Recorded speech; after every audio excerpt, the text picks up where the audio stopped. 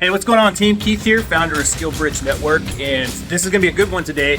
I'm going to head up to the studio, and we're actually going to talk about VET Tec. This has been a question that's been asked a lot in the group, and I think now is a good time to just hit it head on. Let's go. All right, so before we dive into this, I need to make it known very clearly that I am not being sponsored, I am not being influenced in any way, shape, or form by the government, by the VA, or any official capacity, period, the end. I'm just a random dude that wants to help our younger service members, right? And it just so happens that I have the production experience to make a somewhat decent video about it. Okay, so here we go. Let's just scroll down the page, right? So Veterans Technology Education Courses. So this, in previous years, it had a $15 million budget, but they've expanded that to $45 million, which is astronomical.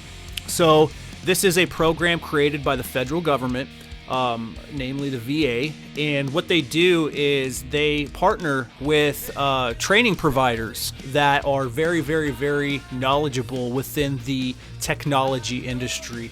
And these are computer software, computer programming, data processing, information science, and media applications. So how can you be eligible? So just going down the list here, all of these have to be true. You are on active duty or are within 180 days of separating from active duty. You qualify for VA education assistance under the GI Bill. You have at least 1 day of unexpired GI Bill entitlement. You got to be accepted into a program by a VA approved training provider. Now you might be asking yourself, where the heck can I find one of those? We'll get to that in a second.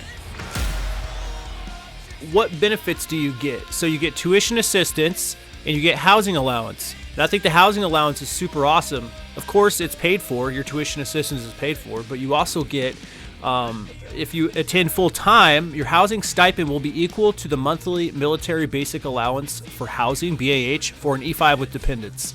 And this is based on the zip code where you attend your training.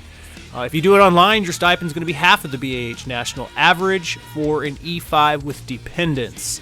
So if you aren't sure what any of this means, you need to be talking to your education office and you need to be talking to your local Veteran Affairs representative, VA rep. Okay, so how do you apply?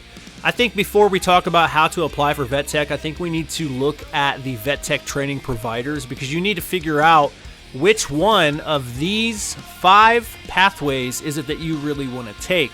And once you figure that out, which one of these providers, right, is going to train you on one of those. Okay, so these are the providers. There's quite a few. You can scroll down the list, and we'll get to this in a second. But what I really want to talk about right now is, what is a preferred provider? A provider is considered preferred if the training facility agrees to refund the tuition and fees if a student doesn't find meaningful employment within 180 days of completing the program.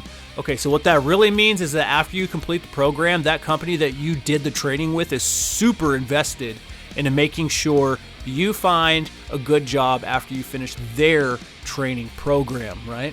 Because if you don't, they got to pay a bunch of money back. Okay, so you know the path you want to take, one of those 5.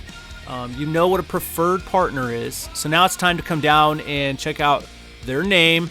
What are they offering, right? What are the courses they're teaching, and where are they located?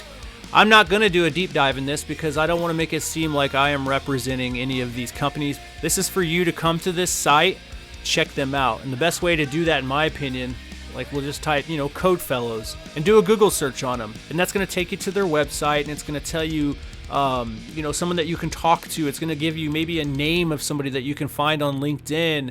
You can ask the question if anybody has gone through this specific training provider in our Facebook group, SkillBridge Network, and you guys can connect and talk that away.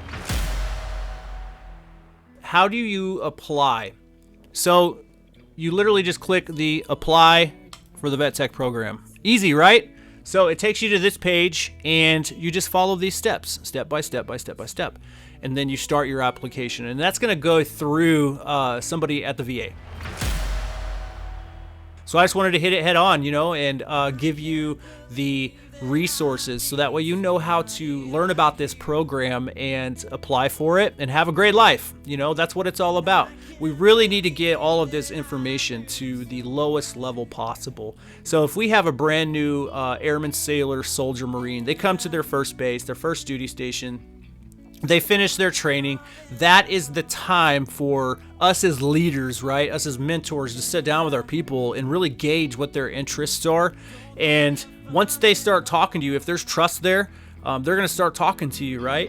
And then that's whenever you start planting these little ideas, these little seeds, right? So I think maybe you would be good for this path. I think maybe you'd be good for this path. And that's going to allow them to be motivated because they're going to have a why.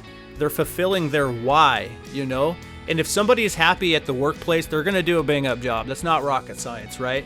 But it's our responsibility as leaders to set people up for success while they are serving in the military for national security reasons, right? But also to make sure that we as leaders are basically enabling and empowering our people to have just an awesome life outside of their military experience. That's all I got. I appreciate you guys as always. Until the next video, we'll see you next time.